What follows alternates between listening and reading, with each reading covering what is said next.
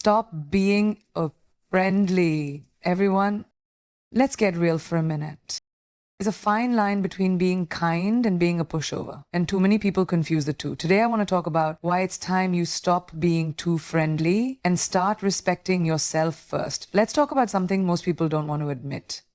Being too friendly can actually work against you. Not because kindness is wrong, but because when it's unchecked, when it's given without boundaries, it becomes invisible.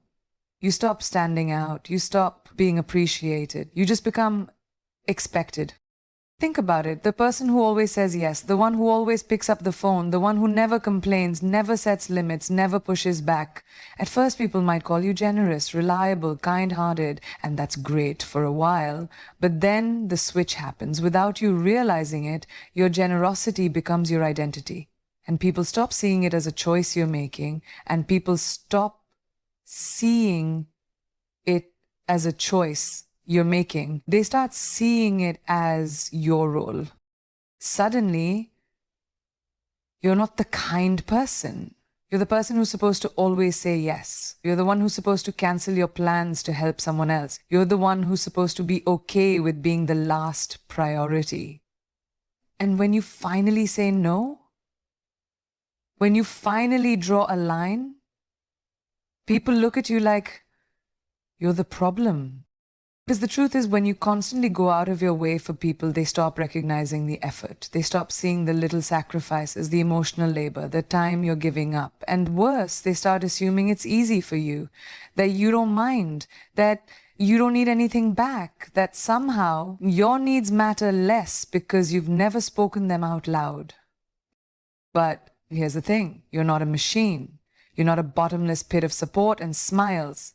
You're a human being with limits, with emotions, with your own life to take care of. And if you don't protect your energy, if you don't draw the line, people will take and take and take until you're empty. Not always out of malice, but simply because you trained them to believe you'd always be there. And I get it. You don't want to come off as rude. You don't want to disappoint anyone. You want to be liked. We all do. But there's a difference between being liked for who you are and being liked for what you do for others. And too often, when you're too friendly, people don't love you. They love your compliance. They love your convenience. They love your comfort. But do they see you? Do they hear you? Do they show up for you the same way you show up for them? That's the real question. Because friendship, love, respect, they're meant to be mutual. They're meant to flow both ways. If you're constantly pouring into people who never refill your cup, you're not being kind. You're being used. And maybe not even maliciously, but used all the same. Being too friendly also clouds your own self-worth. You start tying your value to how helpful you are. You feel guilty when you rest. You feel selfish when you say no. You think, if I don't do this, they'll be disappointed. But ask yourself, why is it your job to carry everyone's comfort at the cost of your own? The hard truth is, some people will never see your worth unless you make them see it. And that starts with boundaries. That starts with saying, I can't today, or I'm not comfortable with that, or even just a simple no. You don't have to be mean, you don't have to become cold, but you do have to become clear. You have to show people how to treat you. And that starts by stopping the cycle of overgiving. You have to remember that your time is valuable, your energy is sacred, and your kindness is not something anyone is entitled to, because the more you give without limits, the more invisible you become. The more people expect from you, the less they thank you. And if you let it go on too long, you'll wake up one day realizing that you've been showing up for everyone except yourself. So what's the fix? Balance, self-respect. The ability to choose kindness, not out of guilt or fear, but from a place of strength. You decide when to help. You decide when to step back. And most importantly, you decide who gets access to your energy. You can still be friendly, still be compassionate, still be the light in the room, but never ever at the expense of dimming your own. Because at the end of the day, being too friendly without boundaries doesn't make you loved, it just makes you convenient. And you are worth so much more than that. Let's get something straight. Not everyone who enters your life is meant to stay, and not everyone who smiles at you deserves your time, attention, or energy. One of the biggest mistakes we make, especially those of us who are naturally empathetic or kind-hearted, is believing that we owe everyone access to us. But the truth is, you don't. Your energy is a currency. It's more valuable than money because once it's drained, it takes a toll on your mind, your body, and your spirit. Every conversation you have, every problem you solve, every shoulder you offer to cry on, it costs you something. And when you give that energy to people who don't appreciate it, don't reciprocate it, or worse, take advantage of it, you lose more than just time. You lose pieces of yourself. We live in a world that tells us to be kind to everyone, and yes, kindness matters, but kindness does not mean self-abandonment. It does not mean constantly showing up for people who disappear the moment you need something. It doesn't mean tolerating toxic behavior just because you don't want to be seen as mean. There's a huge difference between being a good person and being a person who allows others to walk all over them. Not everyone deserves to know your thoughts. Not everyone should have access to your emotional world. Not everyone is entitled to your support, especially if they haven't shown they can handle it with care. You have to start looking at your energy the same way you look at your money, with intention, with caution, and with the understanding that where you spend it determines what you get back. How many times have you stayed on the phone for hours listening to someone vent, only to realize they never ask how you're doing? How many times have you rearranged your schedule to help someone out, but when it's your turn to ask for help, they're suddenly busy? Those are signs. And ignoring those signs doesn't make you strong. It keeps you stuck in a cycle where you're always giving but never receiving. You are not a battery back for people who refuse to charge themselves. You are not a therapist for people who don't want to change. You are not a rescuer for people who keep walking into their own fires. And the minute you realize that, everything in your life begins to shift. You start to move different. You stop begging for friendships that feel one-sided. You stop chasing after people who only reach out when they need something. You stop explaining yourself to those who aren't even listening. This doesn't mean you stop caring. It means you start caring about yourself just as much as you care about others. It means you start checking in with your own mental health before you jump into someone else's crisis. It means you ask yourself, is this person adding peace to my life or taking it away? And if the answer consistently leans toward the latter, it's time to reconsider that connection. Protecting your energy is not selfish, it's smart, it's necessary, it's survival. Because when you give too much of yourself away, you start to feel disconnected from your own needs. You lose sight of your goals, your passions, your boundaries. And eventually you start feeling empty, like you're pouring from a cup that no one ever bothers to refill.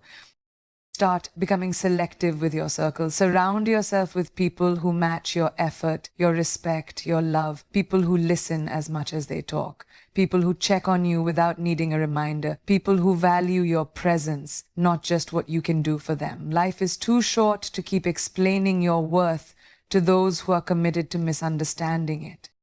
You're allowed to walk away from draining conversations. You're allowed to say, I don't have the capacity for this right now. You're allowed to decline invitations, take space, go silent, and protect your peace without apologizing for it. You are not responsible for how people react to your boundaries. You are only responsible for honoring them. And let's be clear, the people who get upset when you start protecting your energy, they were benefiting from you not having boundaries in the first place. Let that sink in. So stop feeling guilty for putting yourself first. Stop overextending for people who wouldn't stretch for you. Start being intentional with where your energy goes, because you only have so much to give. And the people who truly value you will never demand more than you can offer. They'll meet you halfway. They'll pour into you the same way you pour into them. Not everyone deserves your energy. That doesn't make you unkind, that makes you wise.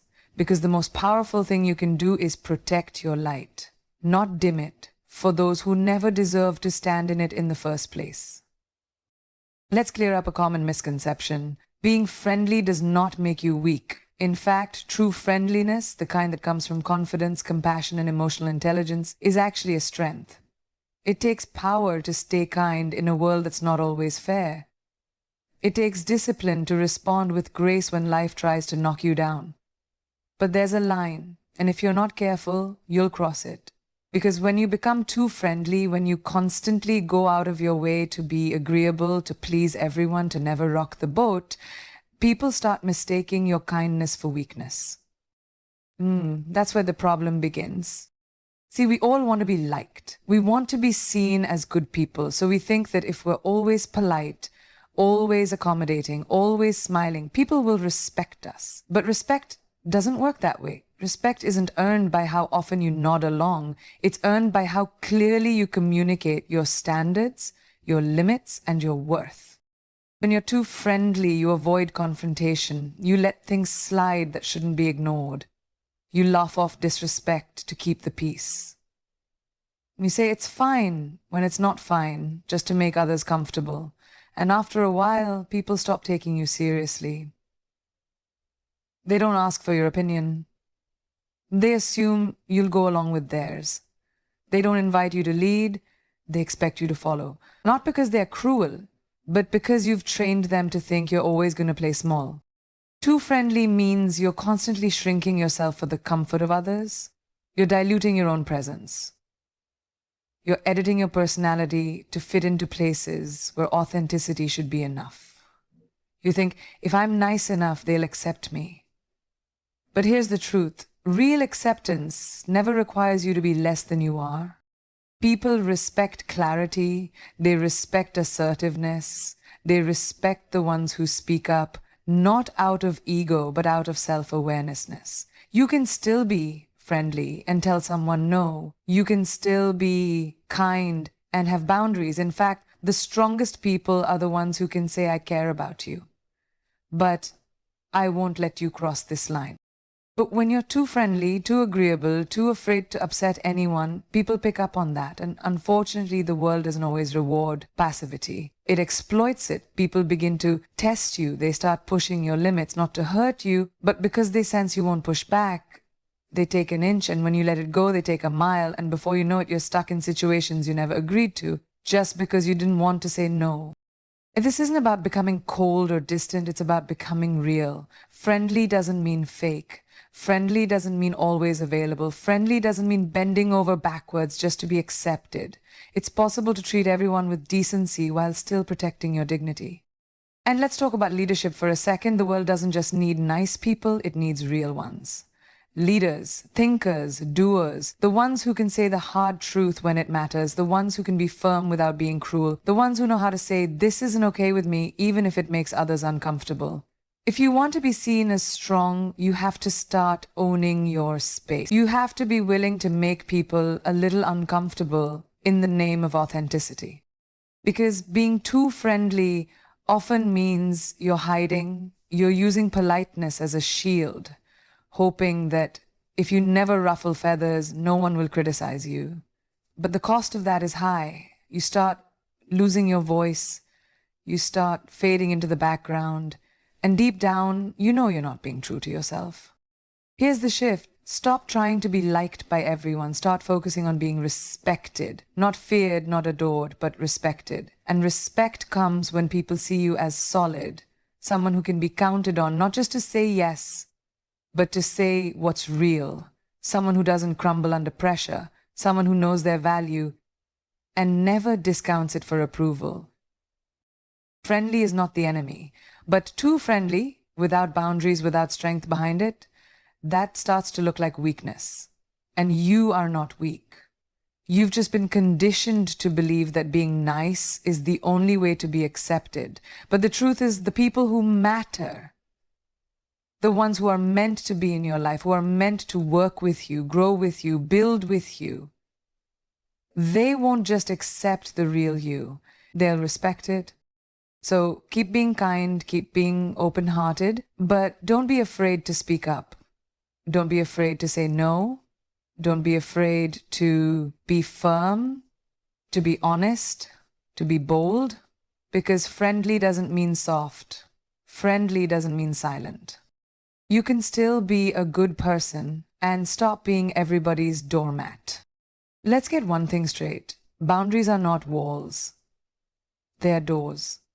They don't lock people out, they simply guide the right ones in. And yet so many people treat boundaries like a bad word.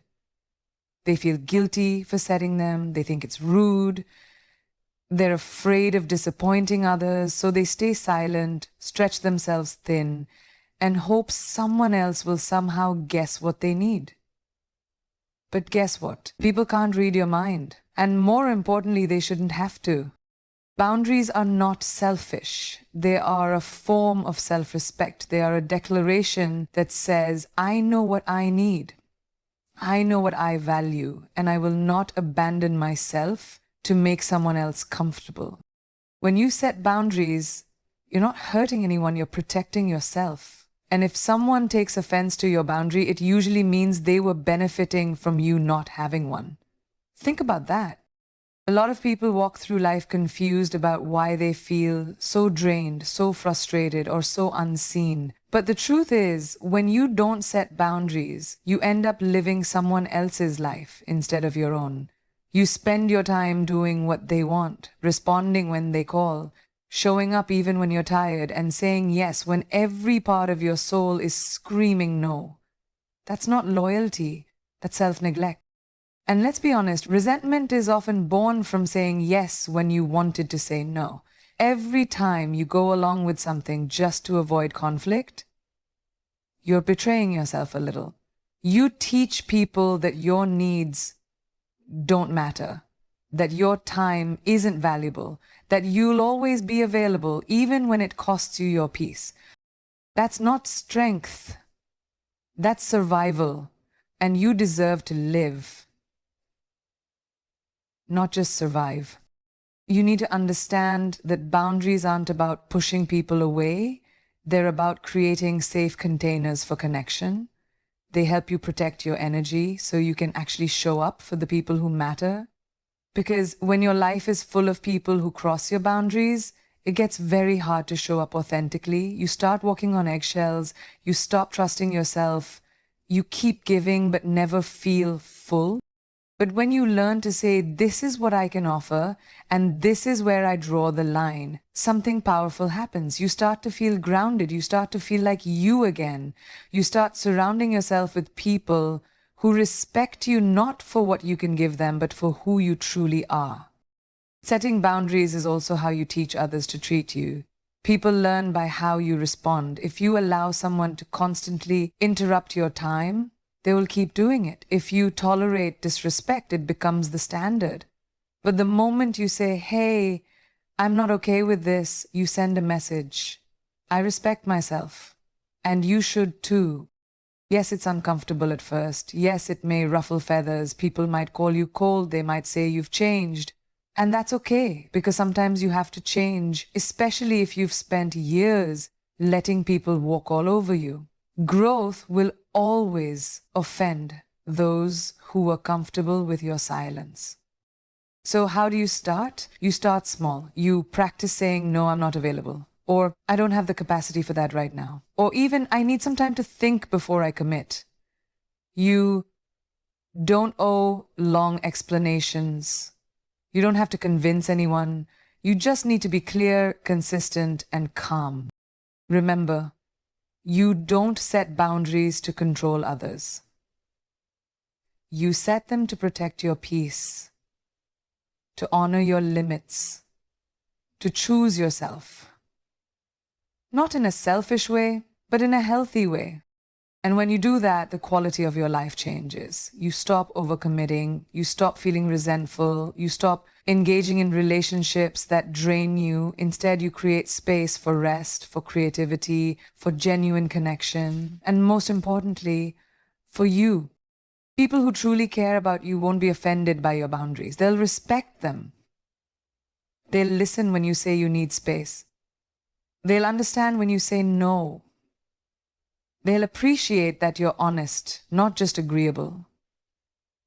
Because real love, real friendship, real respect, those things are built on truth, not on convenience, not on compliance. So if you've been afraid to draw a line, here's your reminder. You're allowed to. In fact, you need to, because when you set boundaries, you're not just protecting your time,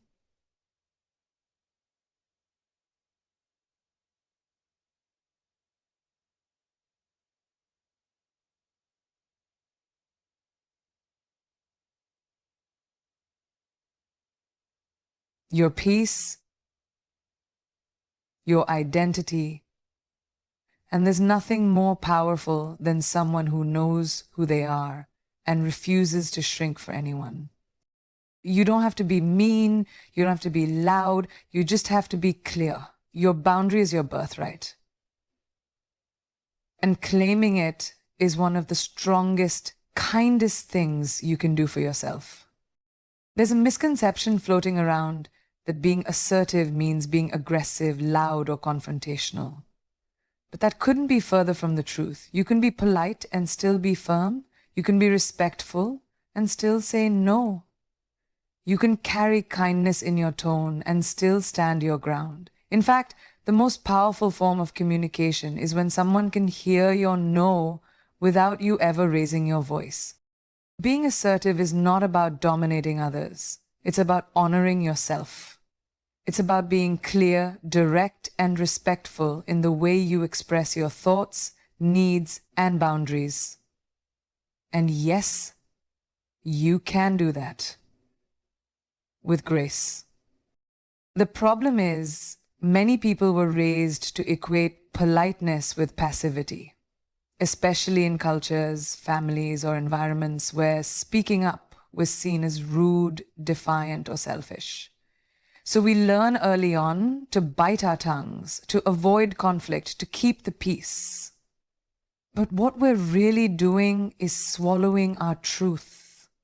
And over time, that silence becomes heavy. Let's be real. How many times have you agreed to something you didn't want to do just to avoid seeming difficult? How often have you held back how you truly felt, thinking it was more polite to stay quiet? That's not grace.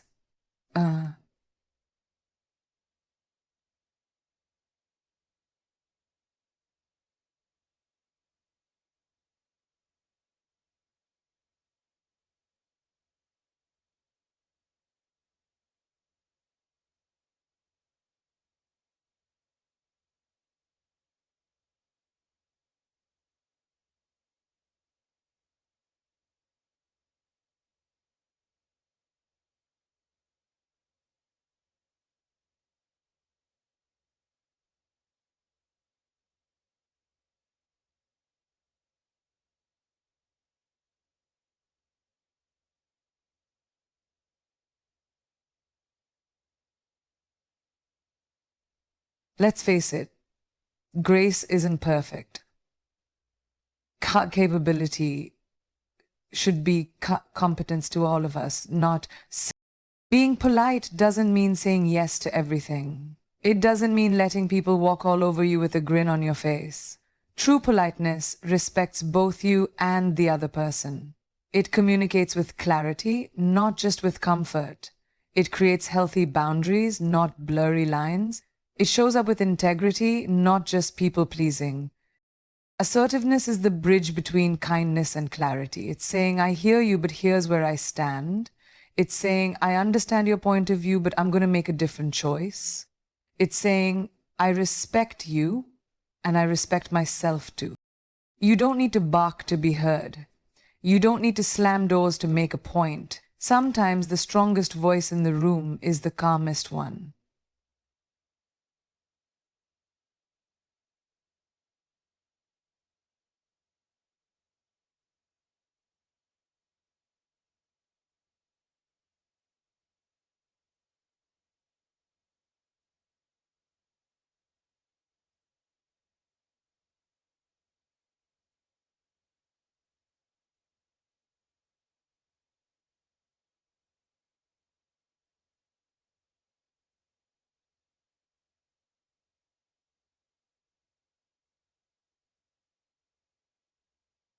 The one that's grounded in self-respect. Assertiveness isn't about overpowering others, it's about empowering yourself. And here's the magic. When you start showing up as someone who's both polite and assertive, people begin to see you differently. They know where you stand. They know they can trust your words. They stop assuming you'll bend every time pressure is applied. And ironically, they respect you more, not less. It's okay to say, "Thank you for the offer, but I'm not interested. I appreciate your opinion, but I'm going to go a different direction. I'd rather not discuss that. I'm not comfortable with this." None of those statements are rude, they're honest.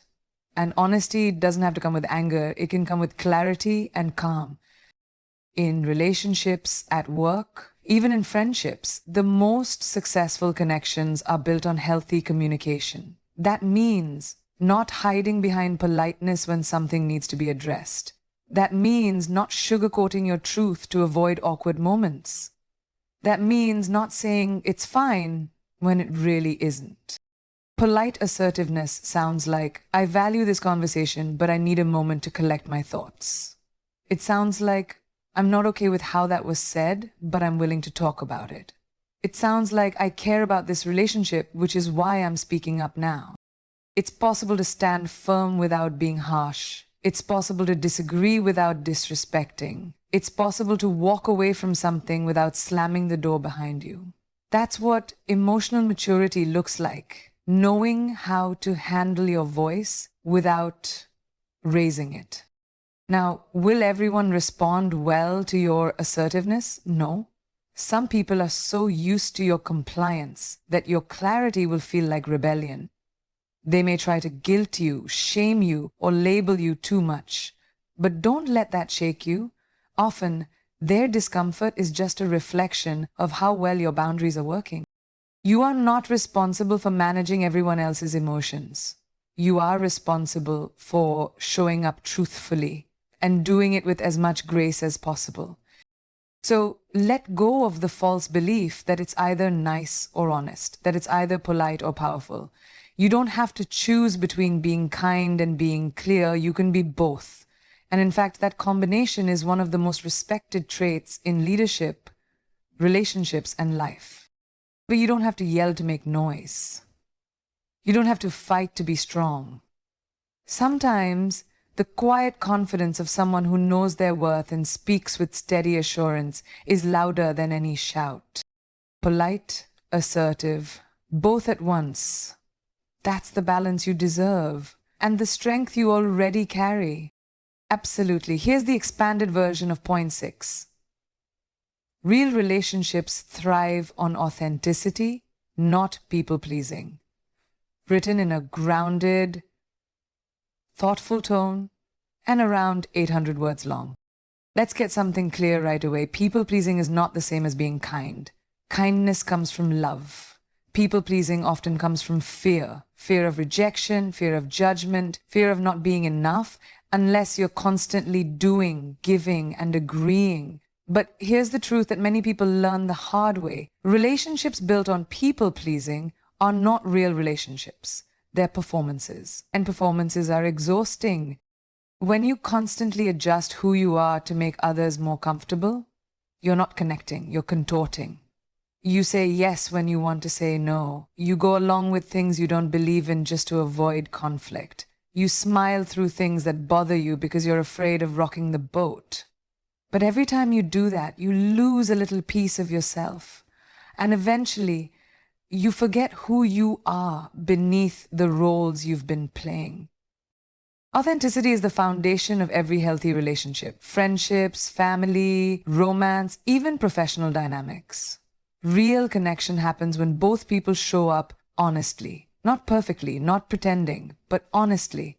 That means sharing your real thoughts, your real feelings, and your real needs, even when it's uncomfortable. Especially when it's uncomfortable. People-pleasing might win you temporary approval, but it will never create long-term respect. And over time, it creates resentment. Not just toward others, but toward yourself. You start to feel invisible, unheard, misunderstood.